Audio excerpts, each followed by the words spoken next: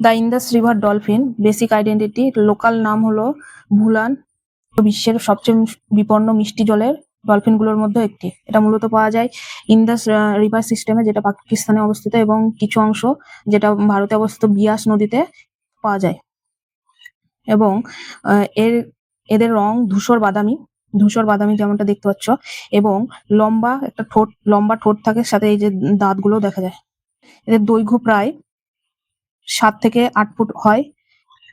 সবচেয়ে আশ্চর্যের বিষয় হলো এরা অন্ধ হয়।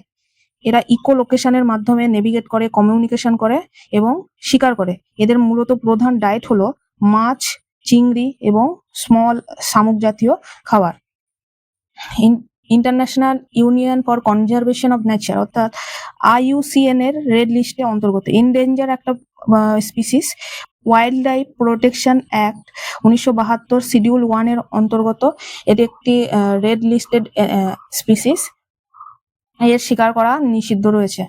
এবং বর্তমানে জল দূষণ, ফিশিং নেট অর্থাৎ মাছ ধরার সময় জালে জড়িয়ে পড়ার কারণে এরা আজ এবং নদীতে ড্যাম এবং ব্যারেজ কনস্ট্রাকশনের জন্য নদীতে নিয়মিত জল ফ্লো হতে পারে না, সেজন্য এরা বিপন্ন প্রায়।